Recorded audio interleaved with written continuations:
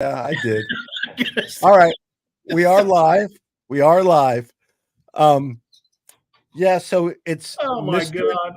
Mr. JR and I, and we decided to come back today to address the short report, the Fngr short report, which we theoretically, at least one of us has had the time to review, and one of us can react to that also. Obviously not legal advice, not legal opinion, not financial advice. We're just kind of discussing stuff. Before we get started, why can't Harry Potter tell the difference between his poison pot and his best friend? I don't know. Because they're both called Ron. Oh my God. For those of you that don't know, I'll give you a little teaser on the inner workings of this show. Richard and I usually start about 15 minutes before, and we were I'm giggling. Sorry, I can't stop laughing what we were talking about. So, and this is a little darker, but please do not schedule my funeral early. I'm not a morning person. Oh my. Yeah, that was bad. Yeah, that was very bad. Anyway, saying holy shit, man, what did we do? I don't know. So here we are. We're going to talk about Fngr. So I went back and looked at whoever drafted that. And that's the first point. You know, if you go back and look at the site, there's no person that's attached on the reports themselves. And I looked at the three reports they did. There's no name. There's no reference to a name. There's no allusion to a name. So it's just kind of like somebody throwing something out. And well, let's take a step back. Since I didn't read the reports, I'll help kind of guide the conversation for you. So you said there's 3 reports. Are they all related to Fngr? No. So there's one that was drafted. Well, this company's been around for I don't know how long. So if you go to their site and you open it up, you can access 3 different reports. The problem is it suggests there's an order, and that suggests that the 2 reports related to KSCP is the symbol, are prior to Fngr, but we don't know how long prior. So if you look at the original report, it's sometime before 2020, and the reason why I suggest that is because there's a supplemental report, and on the supplemental report it refers to 2020. And what was the first ticker symbol? KSCP. SCP. Like kaleidoscope or something like that. Nightscope Incorporated. Yeah, that's correct. Currently have 76 cents. Let's see what they did. They do. No, I'm gonna get there. Oh, you are. Oh, yes. We're gonna go through that. We're gonna go through that. So that's the ticker. They did an initial report, and probably to try to kill it, they did a supplemental. And basically, what they did is, as to the Fngr motion, the report. And again, you know, I'm not telling you everything that's in there, so feel free to look at it, draw your own conclusions, etc.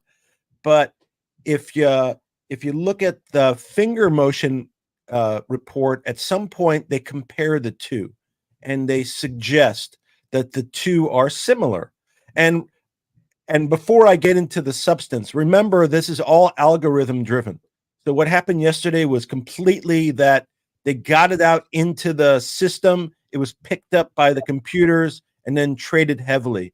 Because if anybody would have scrutinized the content before making a decision, they may have thought differently. But it's not really important, the accuracy, at least yesterday.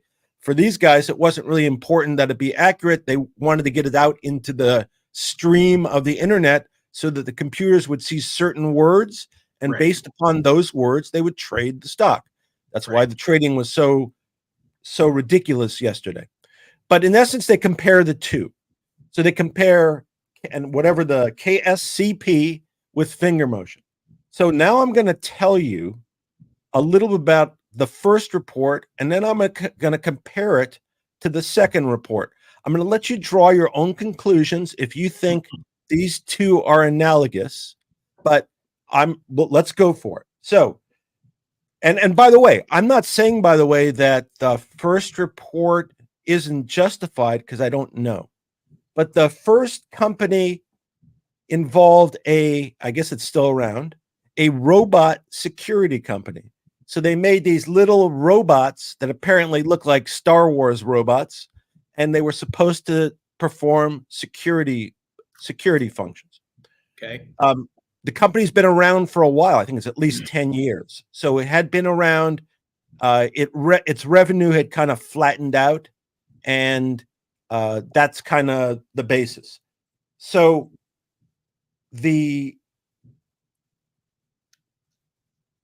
I'm looking at my notes. They made a target for the company. So when they got involved, they targeted the price, and they said, we want to get it down to 50 cents. As JR just mentioned, I think today it closed around 76 cents. And one thing I was going to say was interesting to me today, it was up. And it's probably the only time that anybody's looked at that thing for the past year, because of the short report related to Fngr. And just think about that. After I finish telling you about what this company is, you're going to think it's justified, by the way, that the short report is justified. But notwithstanding that, because of the way this was provided, the stock was still up today. And I'm talking about KSCP. So, in essence, the issues that they address, that the problems, and what their conclusion is, and remember this conclusion, because it's going to be in the Fngr motion report, but slightly different. So what they did is they said they hold a short position in we're talking about KSCP first, and it will either crater, the equity will either crater, or it will file bankruptcy. That's no conditions, no hesitations, just an alternative. Either equity craters or it's gonna file a bankruptcy, and they hold a short position. So what were the problems that they cited with this company that they say, again, I'm gonna keep on repeating this, they say this is analogous to Fngr motion. So I'm just gonna go through the list. First of all, they had a toxic loan and crowdfunding. So that's how they raised their money. Toxic loan was with H.C. Wainwright, which is notorious for being supportive of shorts, not contrary to the short positions. And they did take, in essence, an equity position in the company, and so diluted it. Besides that, they had crowdfunding where they raised money. And in essence, the concern was it was basically continuous fundraise. They couldn't generate enough revenue, and they were always raising money. So in the end, they had like $1 million on hand. That was it. So they were pretty tight in terms of capitalization. So that's step number one. Because of that, that was a concern of whoever wrote this thing, if it's a person. Number two, the CEO of the company, again, FSCP, he had been involved in a bunch of failed companies. So they said, because he's basically crashed a bunch of other companies and he doesn't have any particular expertise, that's a no-no, and we think that's going to be a problem for the company. On top of that, they said nobody on the board of directors knows what's going on. They have no idea, no expertise. So in addition to the items above, that's another problem. On top of that, they said that the CEO himself was the promoter. He was out there promoting the company and the stock, and they alleged that he was promoting it to get the stock to move from under $1 to $2, where he could do a fundraise and raise money. It was at $2. That's what they were talking about, the fundraise. And they were saying that they had just moved from being, I guess there's a number, if your market cap's not more than 75 million, there's restrictions on how big the offering can be, and not legal advice, of course. And apparently they had just come off of that. So they were suggesting they were going to dilute it too, and that they had been diluting and they had been raising money continuously. Okay. On top of that, their revenues were flat. That was the allegation. But if you look actually at the report, it actually says they weren't flat, but because they were obtained in a particular way, we're going to treat them as flat. That's really their position. Okay. They also said that their cash burn had increased and was rising, and because their revenues had flattened out, they couldn't satisfy their debt, which was exemplified by the fact they were on a continuous cycle of borrowing money. Right. Then they said that their products sucked, that their robots didn't work, and not only did they not work, and nobody was buying them, but they had a bunch of customer complaints and testimonials. So there were literally customers that were saying that your products suck and the robots don't work. Then they had the threat from NASDAQ. NASDAQ had threatened to delist them.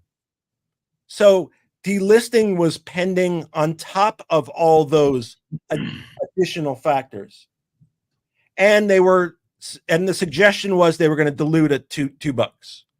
So that scenario, and I don't know if there's any point in there, honestly, that applies to finger motion.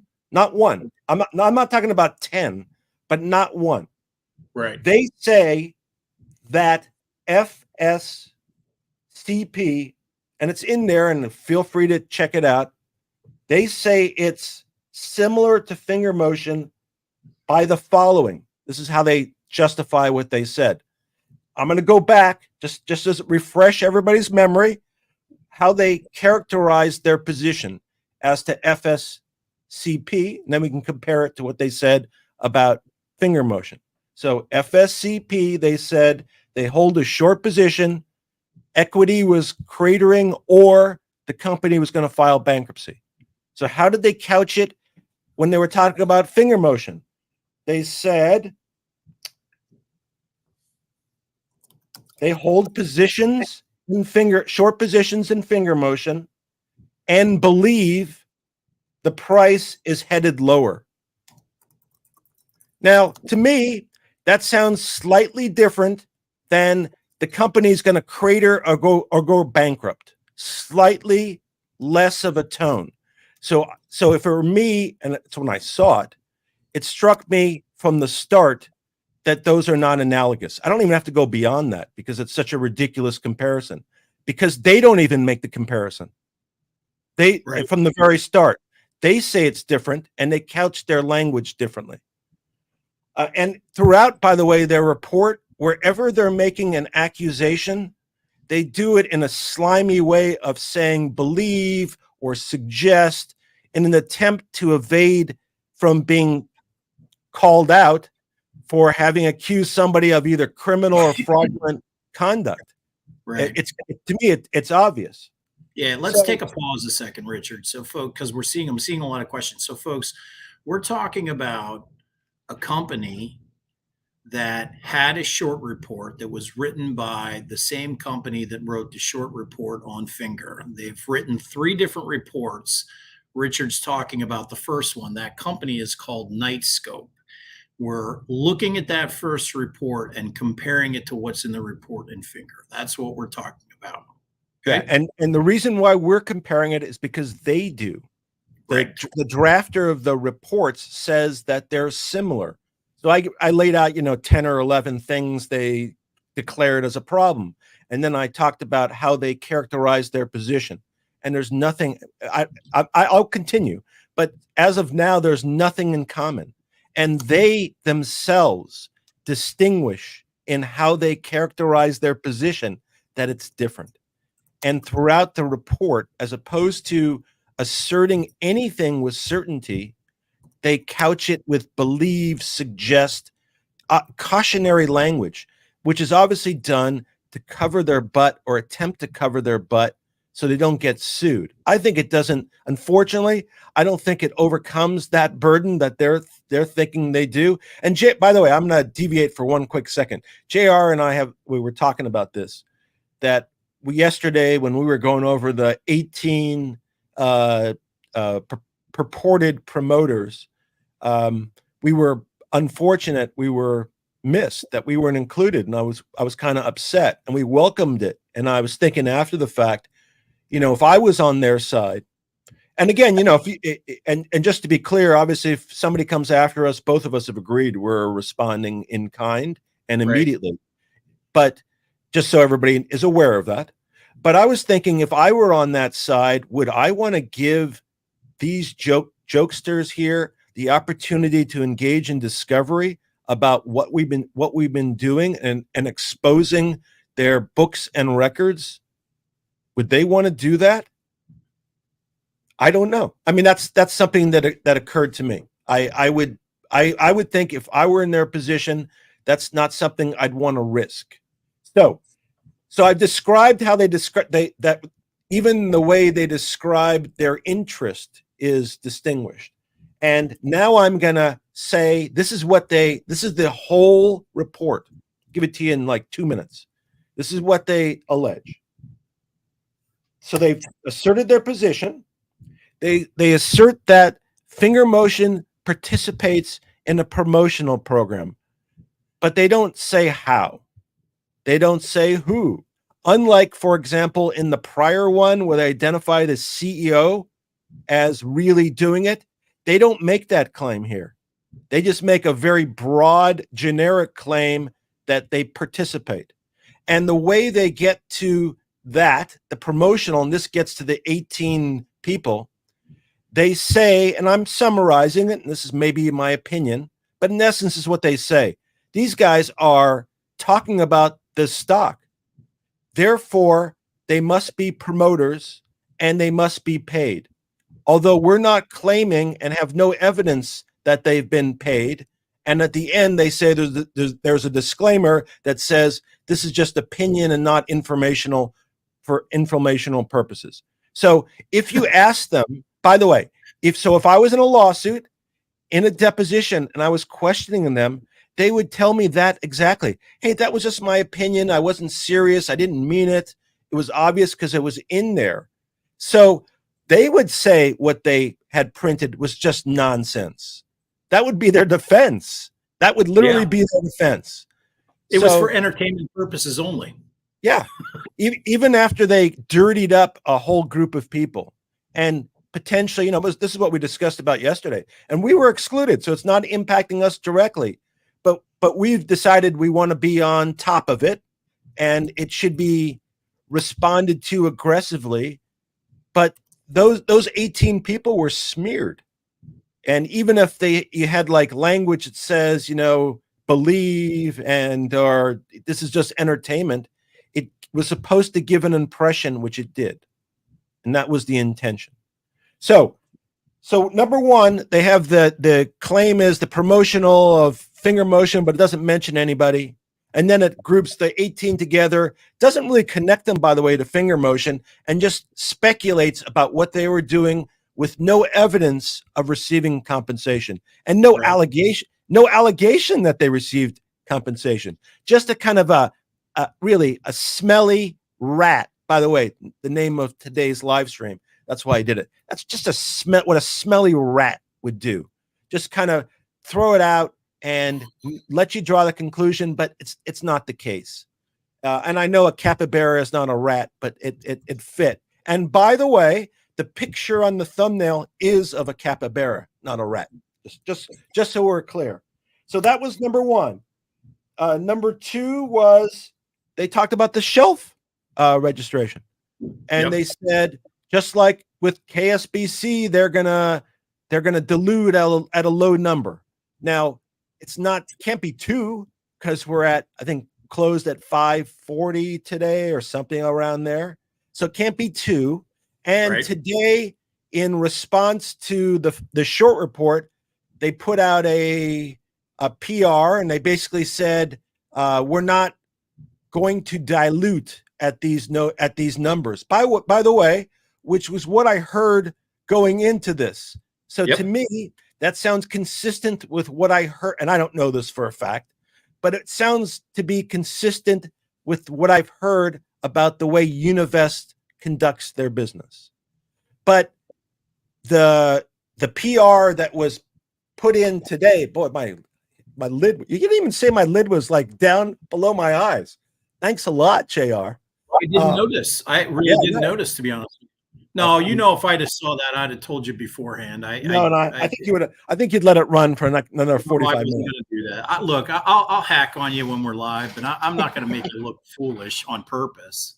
Yeah, I'll just make you look foolish intentionally. Yeah, intentionally. So yeah, so they're comparing. So what happened is management came out, said we're not going to do it, and this afternoon they filed an 8K, which repeated that.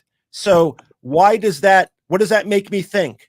What it makes me think is those guys have just exposed themselves to potential criminal prosecution and civil prosecution by affirming that they have nothing to hide. So you know what? That makes me feel pretty comfortable that those guys wouldn't do that unless it were true. And again, it sounds to me consistent with the story. So they put out a PR today where they said, in essence, I'm paraphrasing, we're not going to dilute at $5, guys. Right. So chill out. And they put out an 8K where they reaffirmed, hey guys, we're not going to dilute at $5. So chill out. That's what they did. So the short report that relates to Fngr motion talks about that dilution at low numbers. So obviously that does not apply anymore because there's too much risk for Univest not to, in other words, they're going to do what they usually do, and it's not buying at a low number. And it's kind of consistent. It's kind of consistent with what Ham has been talking about. Let me pepper some questions here. So why do you think they weren't required to file an 8K because of the press release? Why do you think that happened, Richard? Because it does. I think because it might be a material financial event. Right. Because what time period are we in right now? We're in the quiet period. That's right. We're in the quiet because earnings are coming up. Yeah. So it's interesting. It's interesting. Yeah. I agree. Because, that was probably a tough call because they might have, their attorneys might have said, you can't talk during this period because it's a financial event. But that's right. But if you do, you may want to follow up with an 8K. So if you read that press release, it was very, very, very, it's very carefully crafted. Okay. And then the 8K was almost verbatim right out of the press release. Yes. Yeah. Yeah. And I think, in large part, what's going to happen is the answer to if I read it and basically said, we think all the allegations are false and we'll address everything else later on. But as terms of dilution, we're not diluting. That's kind of my read on that. And I'm sure at some point in time we'll get clarity on what that is. But what I was going to say is, I think what's going to be the answer will be the earnings call. So I think in the earnings call and the earnings presentation, which I think is like 2 weeks or less away, 10 days, something like that. I don't know exactly. I know it's coming up. I just don't know when.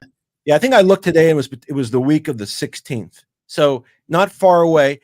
I would think it'd be a lot. This is another thing that we talked about, not financial advice, not legal advice, obviously. But another thing we talked about off the air, of course, was the earnings are coming up. They're going to put out an earnings report. So what would happen if you have really good earnings, which I think that's I'm suspecting that earnings will be good and guidance is going to be better. So if I'm in that position and let's say, and I don't know when earnings come out, but let's say earnings come out pre-market and let's say earnings are good. Is that the day that Univest is going to buy in big and going to kind of run run with it at that point? And we don't know, obviously, and we're just kind of we're just throwing it out. But something that would occur to us, and they might be able to use the momentum positively, to advance everybody's interest in terms of that. We really don't know at this point in time. Did you have another question? No. I'm just trying to keep track of the questions that are coming in on the comments. Okay, so I'm continuing on my short report list. By the way, the supplement for the FSCP one was filed just after earnings. So what they did is they took an earnings report and then they said, you know what we said last? I'm summarizing the supplemental report. I'll save you a little time.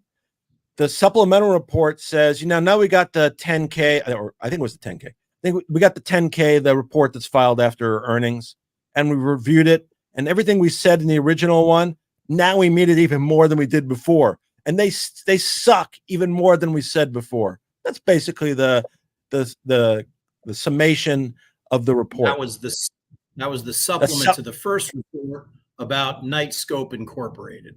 Correct. And one thing that made me think about and to anticipate, because we talked about this before this particular report, since it came out at or about the time of earnings, I wouldn't be surprised if they or someone else comes out with a report either prior to earnings or subsequent to earnings to try another hack at it. I would expect that. Especially, in just talking with people about what has occurred here, most people think it was a desperate act.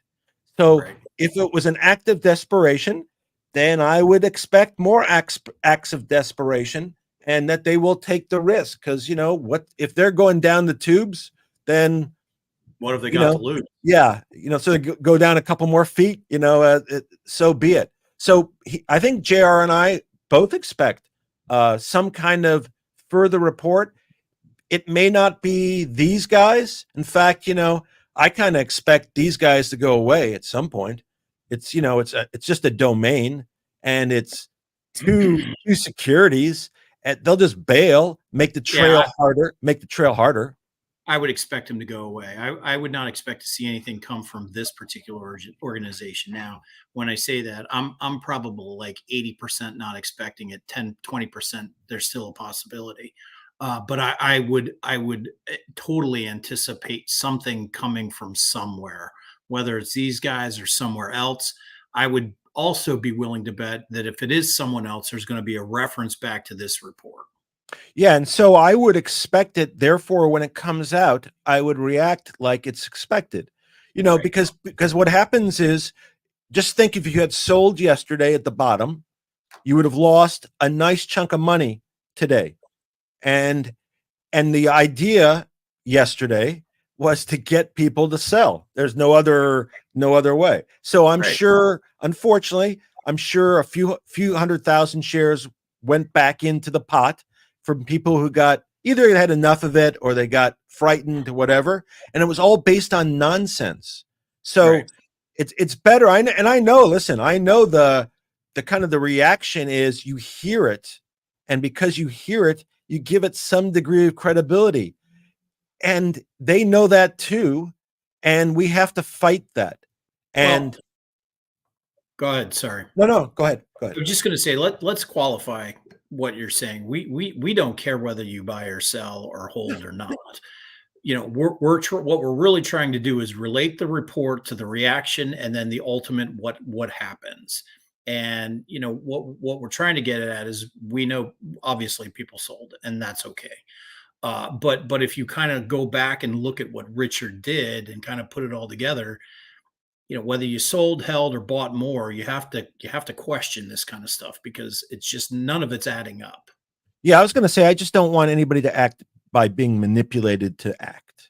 So if you want to act because you have an intention to act, whatever it is, then go for it.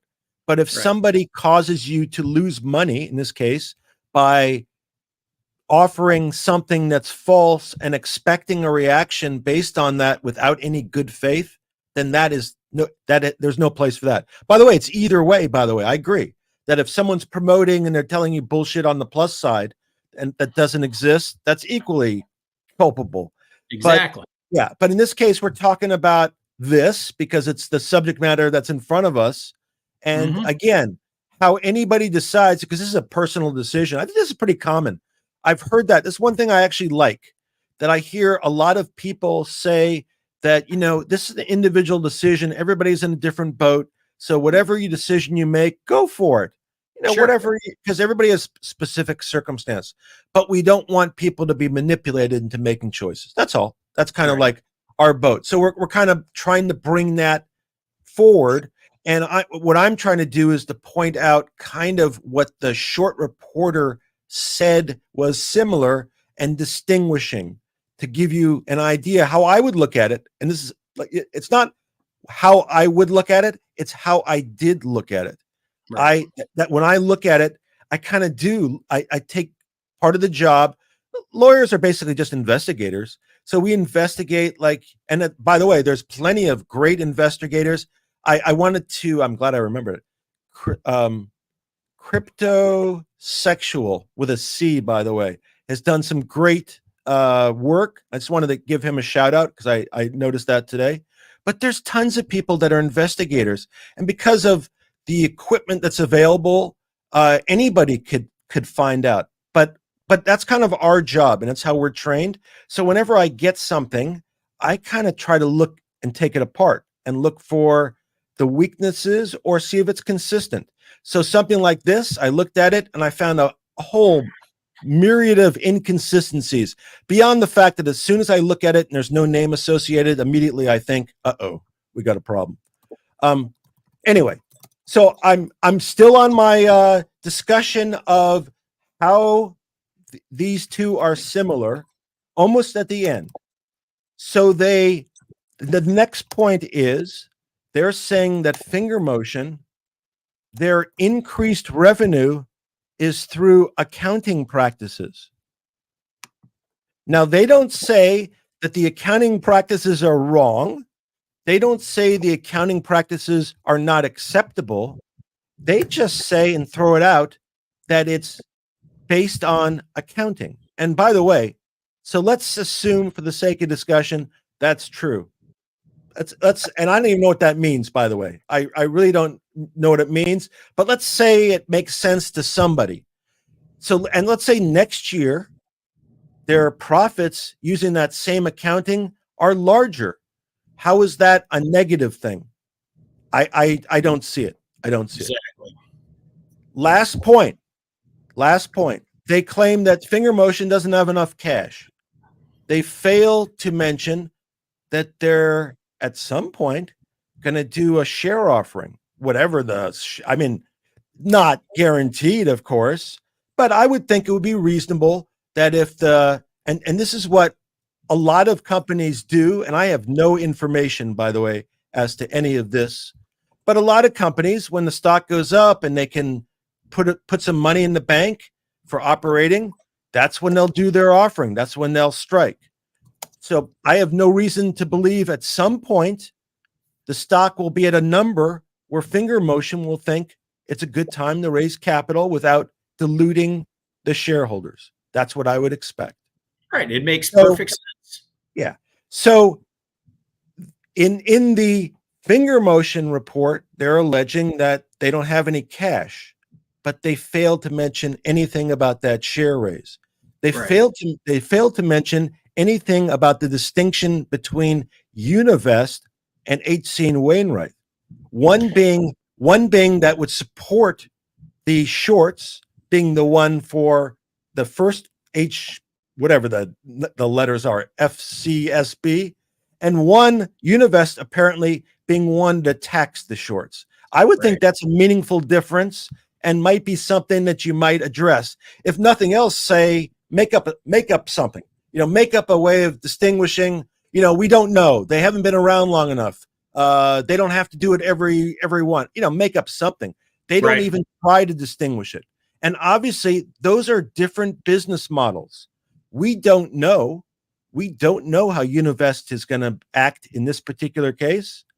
But I think the PR and the 8K gives you some suggestion that if you just think a little bit outside the box, you might get a clue of what's going on. Anyway, you were going to say something. I'm sorry. I forgot what I was going to say, to be honest with you. I think, oh, I know what it was, raising money at a higher price. Yeah, everyone, if you recall, that's exactly what GME did and AMC did. AMC, I don't know, I don't remember when GME did it. I don't think they did it at the height of the squeeze. I think they did it when it circled back down and then it creeped back up. And at some point they raised capital then. But I vividly remember the press release the day after AMC had shot up, and I think it was at like 65, 66. And then the next day, I don't remember if it was one day that it bounced up or 2 days, but I know a couple of days later, the press release came out that they had done an offering in the middle of that run. So this kind of stuff is not uncommon. I mean, it happens. It happens. This is what they do. That's how they raise money. That's how they raise money. Exactly. And you'll note in that report, it doesn't say anywhere, doesn't even suggest there's an absolute emergency need for capital, that they need to do it now. There's nothing like that. If they don't need to raise the money, then why would they raise the money at 5 when they could do it at 30 or 20 or and they're doing it in $25 million increments too. Yeah. Yes. Don't they want to have happy shareholders who bring in other shareholders? Because, it's kind of like a one-shot deal, right? They don't know if they're going to need capital down the road, right? They may need they may have to do capital raise more than once. And if it comes out that they screwed their shareholders, you think that second round of capital raise is going to go very well? And they're not going to cut off their possibilities.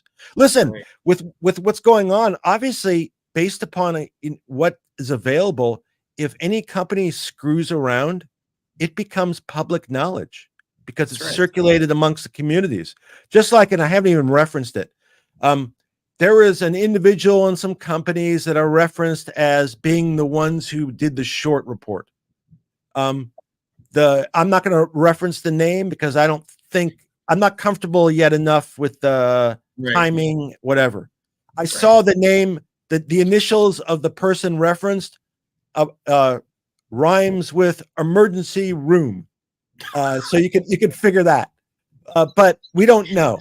But the point being that this is why we're here, folks. Yeah. The point being that in a day, there were people that found out that information. And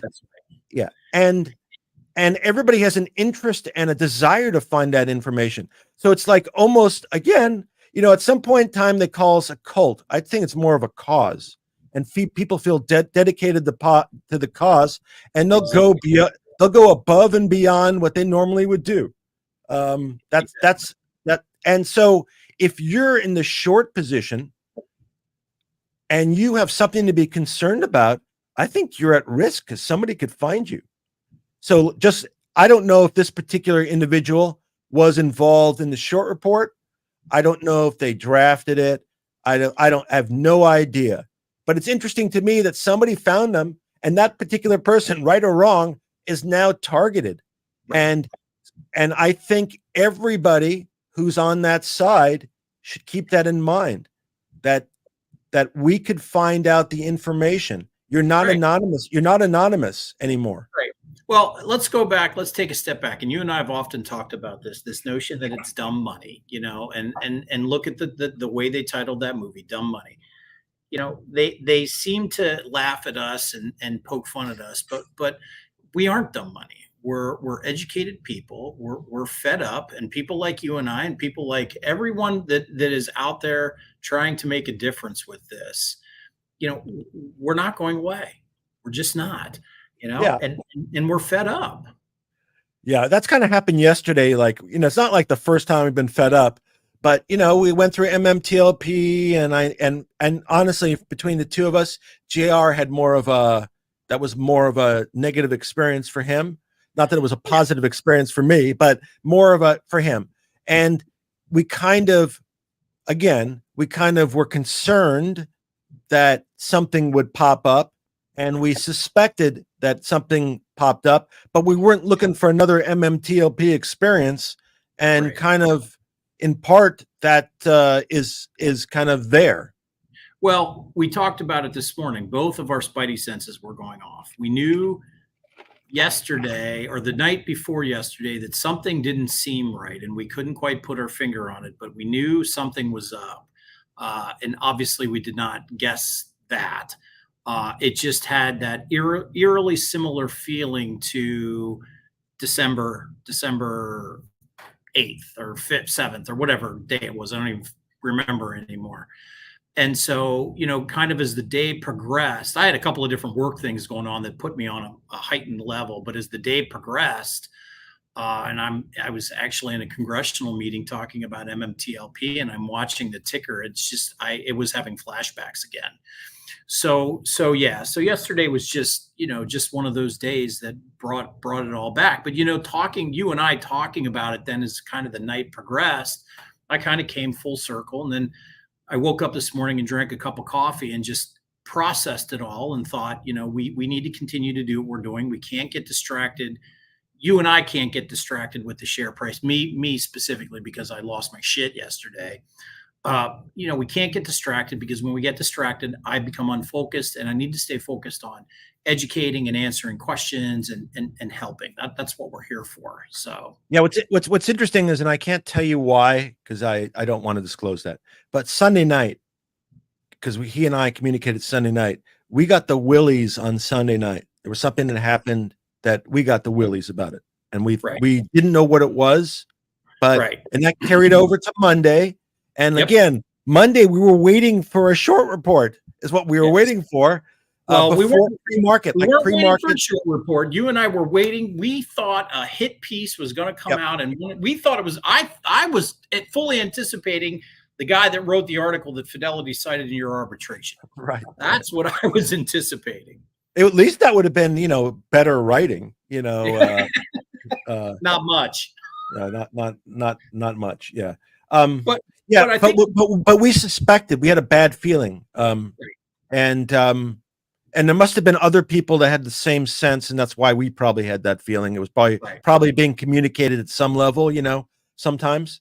And also, what happens is, unfortunately, if you go through a situation enough, you kind of somehow you pick up the cues without even knowing it.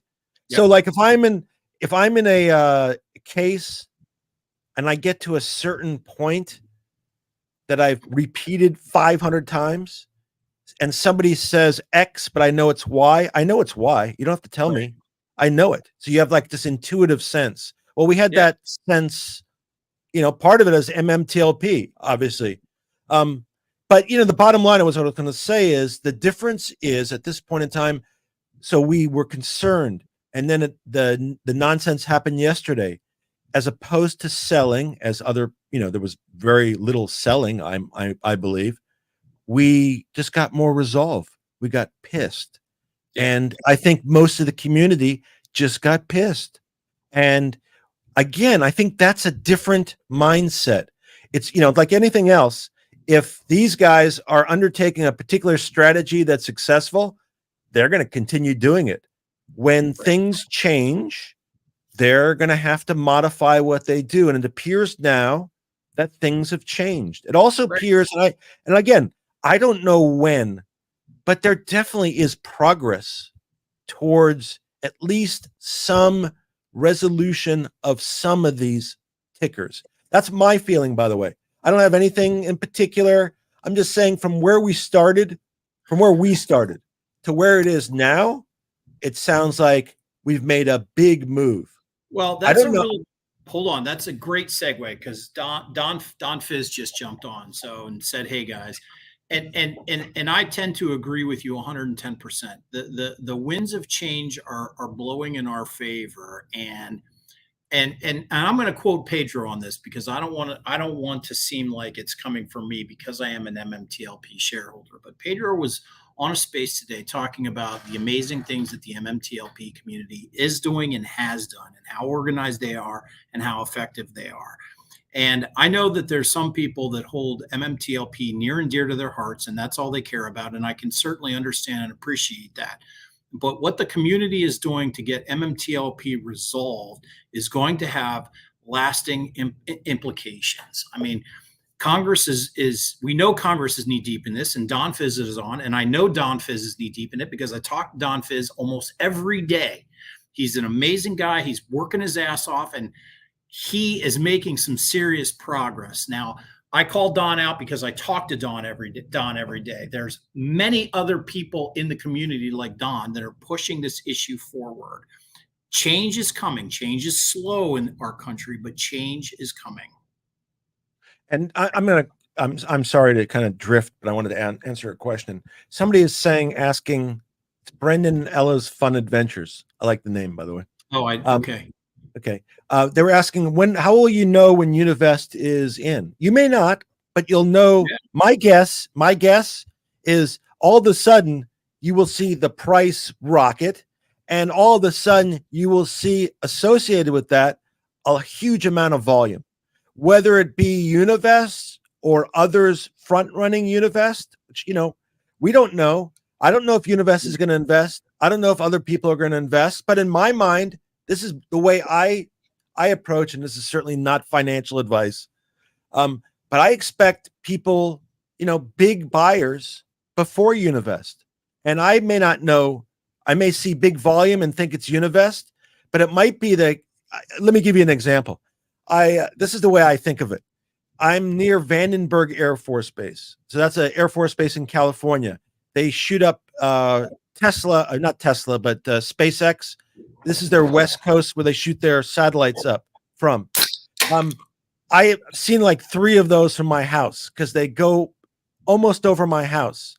Those particular rockets, what's cool about them is the booster is reusable. So when it separates, the reusable portion goes back kind of to the coast, and the payload goes in opposite direction. So it's really visible when that happens and really cool. So I've seen it 3 times, and each time when I see it, I have this thought because I see something and I think it's it. I think it's it. And I think to myself, is that it? And then all of a sudden I see this huge, like sunlight blast of light that comes in the sky when there's an actual separation, the engine fires, and you see this huge burst. And then I remember, that's it. Can't miss it. That's what I think of Univest.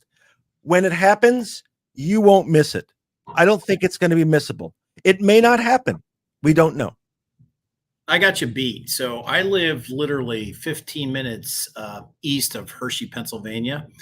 And back when the factory used to be in downtown Hershey, it's no longer in downtown Hershey.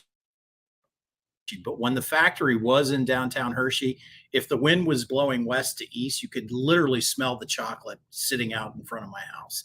So I don't know about this Tesla rocket bullshit, but smelling chocolate in your front yard is awesome.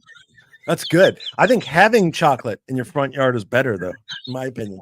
It's my opinion.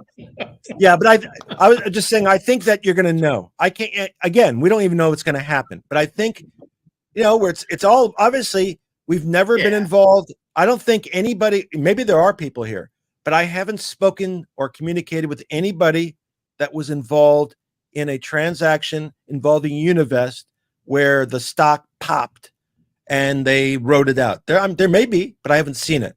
So it may be a novel event for us all. Right. But my expectation is that you'll know it when you see it. That's kind of the way I think of it.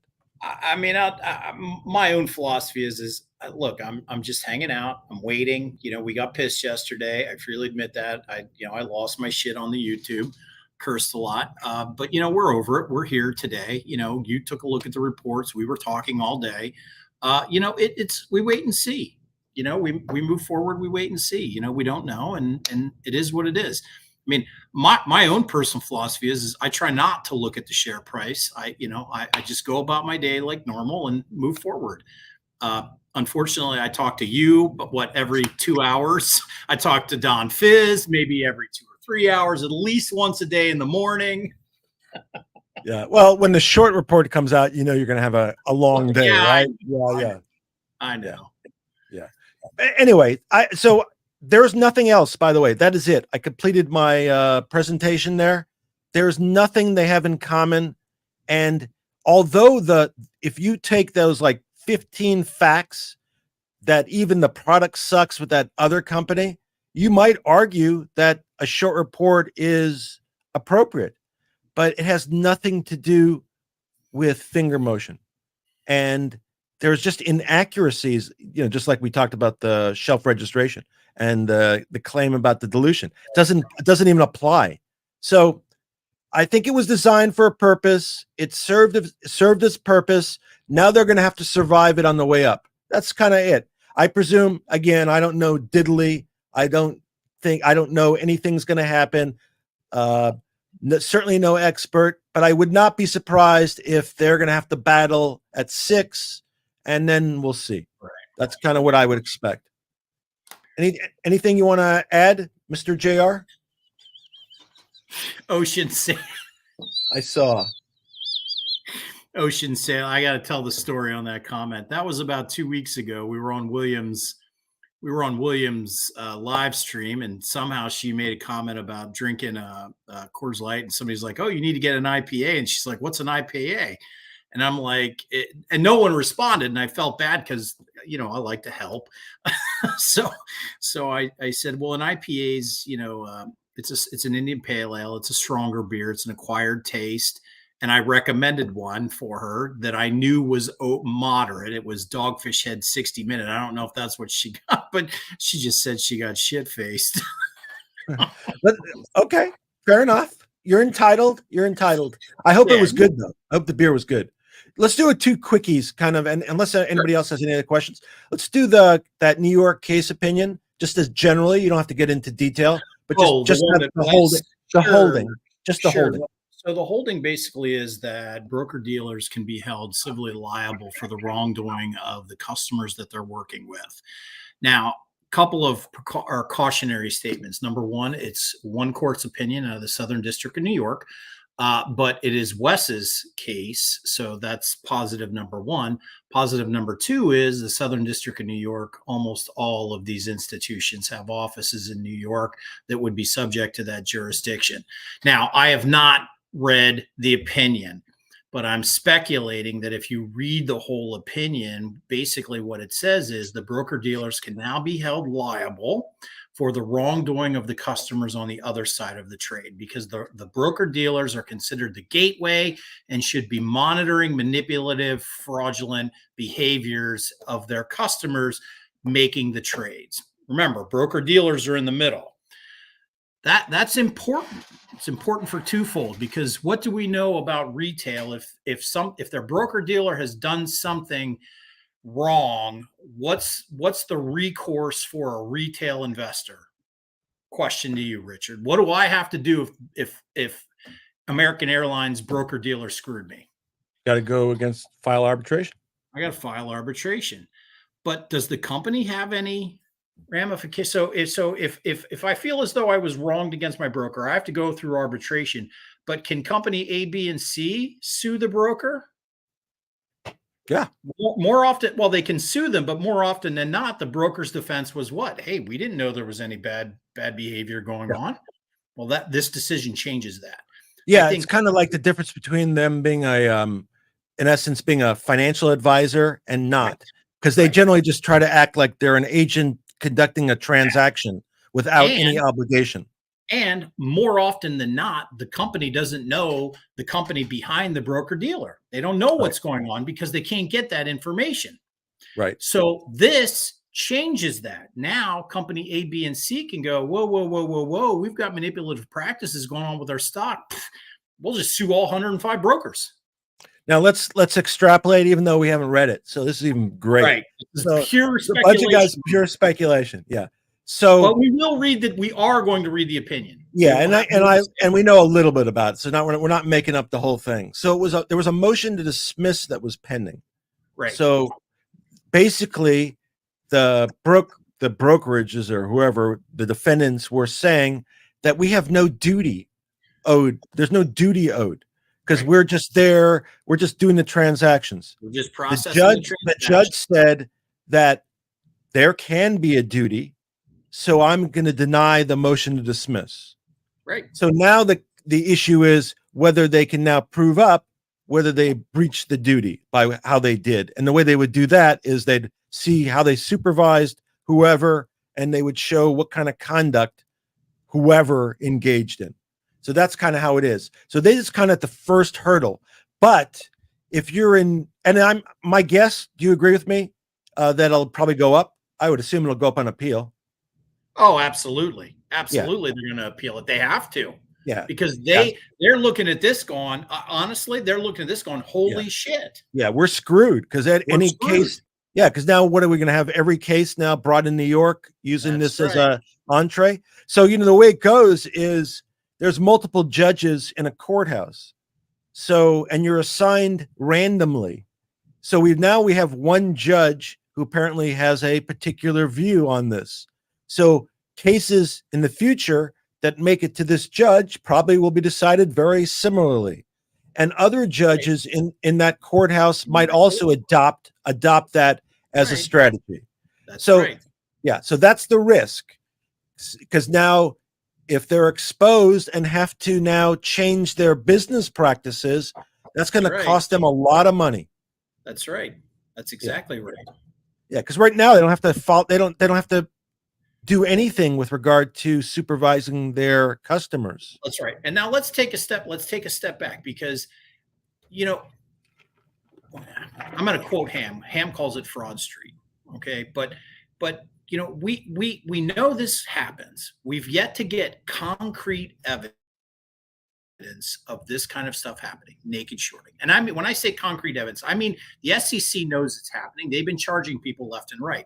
The bankruptcy court down in Texas knows it's happening because I'm certain that's your next topic. Mm-hmm. So we know it's happening, but retail has yet to get concrete proof where they can hold someone accountable. If the broker dealers know it's happening and a company can sue a broker dealer now and hold them liable for what's going on, that may very well help to change the behavior of the broker dealer. And I'm going to get on my soapbox here and go back to something I've said all along about this. The civil rights movement, separate but equal, was taken down by Thurgood Marshall and Brown versus Board of Education. The way they did it was they chipped away at the law. One little case at a time. They went after segregation in bathrooms first. They won that one. Then they went after segregation on buses. They won that one. Then they went after segregation in this. They won that one. So that by the time it got to the Supreme Court, they had so many wins under their belt, the Supreme Court had to go, yeah, we can't keep this doctrine. Throw it out. That's what we're seeing happen right now. There are incremental changes in the law that are going to get to the point where all these changes have compiled, and now change has to happen. Yeah. So summarizing, before we go to the last point number one was short report is garbage. Point number two is New York judge may have opened the door to go after brokerages by the companies. Point number three, and we did address this in part before, was Sorrento Therapeutics, and it's actually Skylex. That's that bankruptcy case in Texas where the judge found naked shorting, and they let the shorts anonymously, without disputing that they had short positions and naked short positions, they let them buy themselves out, basically buy out their positions. We don't know really specifically how that was accomplished. I reached out to plaintiffs or one of the attorneys. He's barred from speaking specifically about it to the end of the year, but he said he welcomed my call after that. That's not unusual. That's not unusual, right? No, I think that's perfectly fine, and I wouldn't expect otherwise. But what we saw today was, and I haven't really had a chance to completely to review it. Me either. Yeah, but there's a subsidiary. So there's Sorrento Therapeutics, one of its subsidiary, and these are the kind of companies that Ham talks about constantly. They're drug companies doing cancer research, literally. And because of what they do, they're really capital intensive. And therefore, they're often targets for shorts because they can lend them make toxic loans, short them, and then eventually put them out of business. And so this is another one of those situations. So Sorrento Therapeutics is the parent, and it had a subsidiary, Skylex. I think they made different drugs, by the way. That may have been the reason why they had different companies. And so there was an agreement already to get rid of the naked shorts. Now what they're doing is they're giving the lenders an opportunity to bail by taking care of their liability. Yeah, but let's go back, because I was a little bit confused by that press release, because on one hand they said there was a significant amount of shorts that opted not to and didn't even respond. And the way I read that, maybe I'm wrong, again, I just quickly read it, but the way I read that was they're bypassing these shorts and going to the lenders and saying, hey, you can clean this up and then go back and basically charge your shorts for whatever the cost was. I think it was like, yeah, I think it was basically that you could back charge them and chase them down, but you're on the right. We're giving you the opportunity to get out of the way of any potential litigation that we might initiate with your name on it. Yeah, okay, you can do it. You can decide to do it or not do it, but if you don't do it, we're going to come after you. Right. And so figure out a way to resolve it, like the other guys did. Most of the other shorts did to get out. I'm sure like the big numbers probably got out. There's maybe like smaller numbers that maybe they can't afford it. They don't want to do it. They're not around. Who knows? Because nobody, I think, just from a procedural standpoint, so we had a bankruptcy, and within the bankruptcy, there was a lawsuit within the bankruptcy.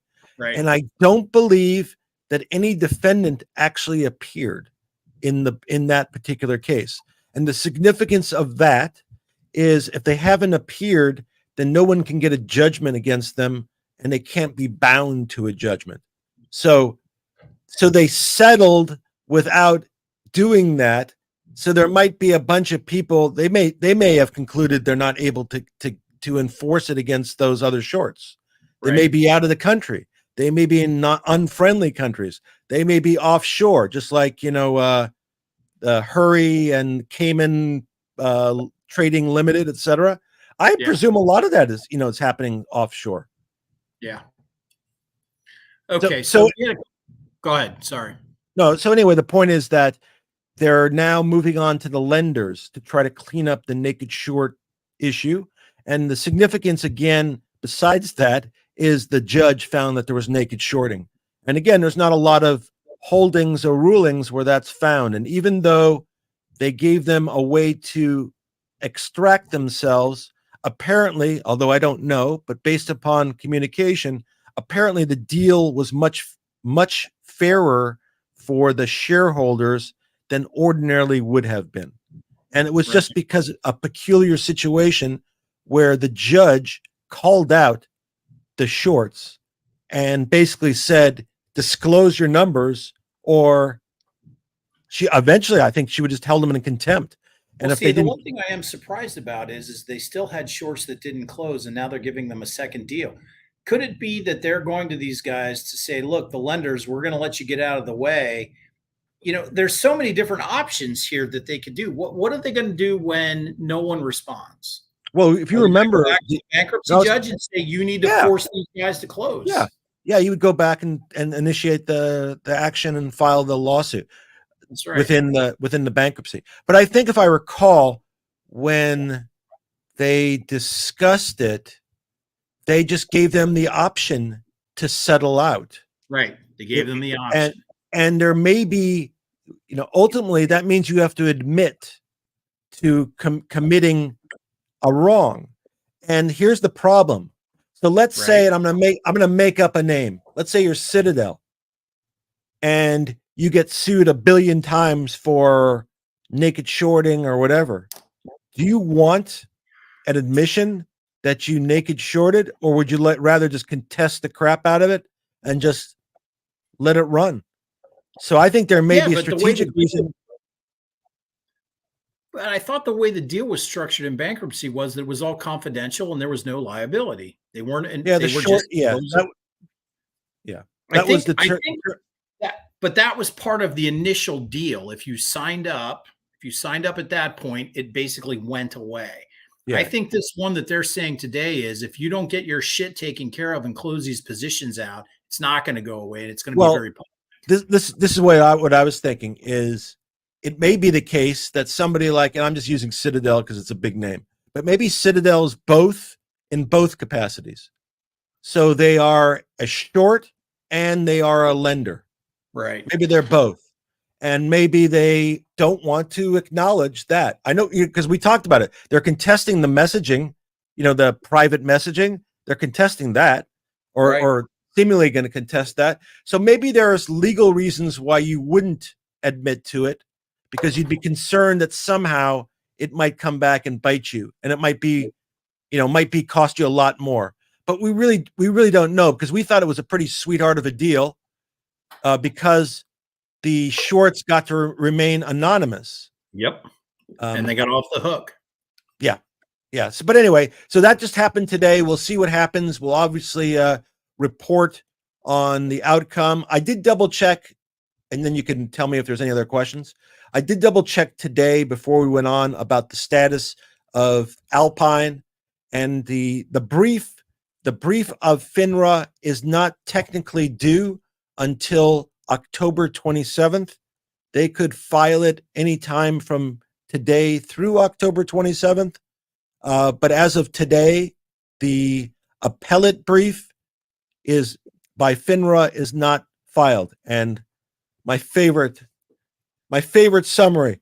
So the appellate brief relates to Fngr going after Alpine. Alpine is a broker related to GTII who enabled naked shorting. Alpine appears to be a very bad actor. It's an ongoing dispute, and the appeal may determine when Alpine gets kicked out of here. So that's kind of the briefing. And after that brief is filed, there'll be another brief filed by Alpine, and then maybe oral argument, and then maybe a decision. I think it may be, this is the point, though. At some point in time, people thought it might be related to a short squeeze that might happen with GTII. I have no idea if that's the case, but if it was based on this and a final outcome as to this, we're not quite at that point. It'll have to still play out. But I don't really think it's that. I don't think at this point in time it significantly influences either Fngr motion or GTII. Which one last point that I wanted to babble about was I noticed GTII was down today. So I think the shorts intentionally suppressed GTII's price because otherwise, with the day that Fngr had today, there's no reason that GTII wouldn't also have a commensurate rise. And I heard some people kind of speculating that might be a tactic that the shorts might use, that they may not be able to handle both, but they might be able to suppress the price of the cheaper one because it would cost them less capital. Again, no idea if it's true, not my idea, but okay, whatever. Pure perhaps speculation.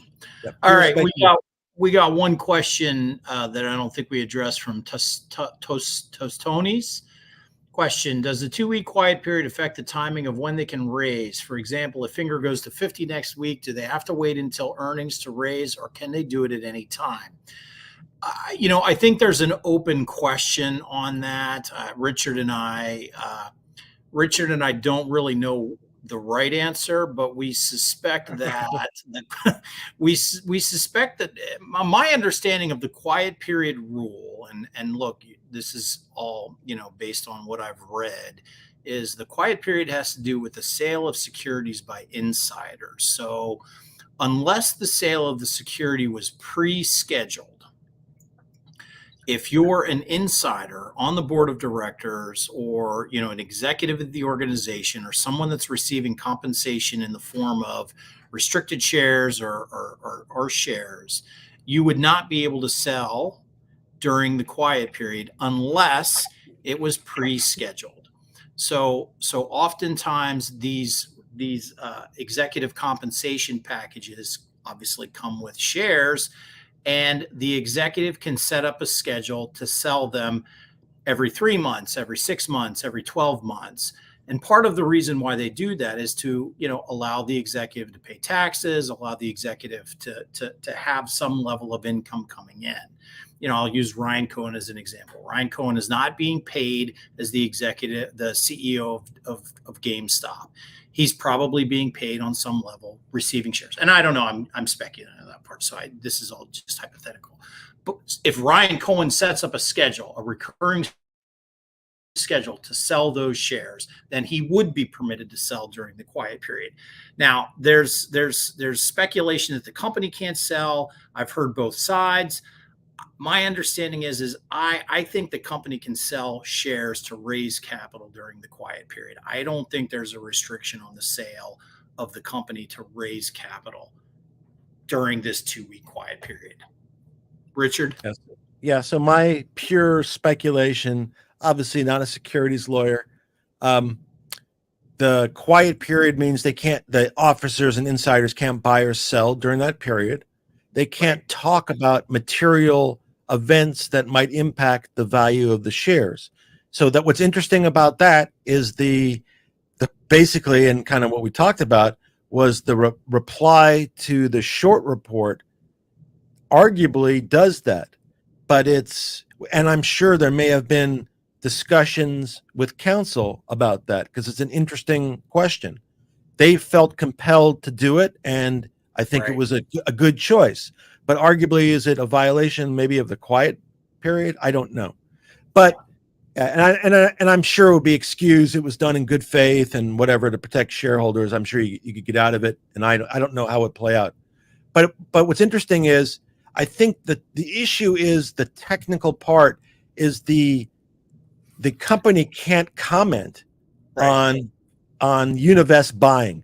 So maybe they'd want to comment about Univest buying. Maybe they want that. But if it happened during the quiet period, they couldn't. The event, I believe, can happen, but they can't communicate about it. Right. So maybe they've determined, and maybe in other situations, companies have determined that maybe they'd rather wait. Additionally, and Brian talked about the planned sales. There's like an exception. If there's an emergency, you can still do a buy and sell during the quiet period, but it has to be literally an emergency. You have an emergency capital need. Right. So can that be asserted? Perhaps, but I don't think so. I think it's more. I think you could do it. I think Ham said that Univest had bought in today. I think he said that. I don't know if he knows that or not. I don't know if that's based on his own personal knowledge or based on what he's heard. But if in fact Univest has bought in, I think it kind of answers that question to some degree. And you notice that if in fact Univest did buy in, nobody commented on it. And if in fact Univest buys enough to have a significant ownership percentage, I think it's 5%, then they'd have to file a form, and that would be the first notice that we get of the buy-in. That could be what happens. I think it's 15 days from when they acquire that interest, something like that. I may be wrong in terms of the exact timing, but I think if they, for example, acquired 5% through a buy-in, what's 5%? Let's say let's kind of talk out loud. If there's 26 million shares, isn't that what it is, supposedly? Yes. So 5% of that is what, 1.3 million shares? Close, something like that. Yeah. Yeah. So I think they're going to be, honestly, I would expect if they buy in, it will be more than that. So I would expect more than that number of shares. We speculated, of course, like everything else we speculate about. But if it's 300 million at $30 a share, that's 10 million shares. Right. So that's already significantly more than that. So I think the way we might find out during this period that they bought in is through a form they're going to file at the SEC. I don't remember what the form, I don't remember what the form is. Yeah. Let's call it a GR3, I believe is the specific form. But I think that's how we know. And I think that's where the quiet period might apply. But honestly, neither of us are securities lawyers.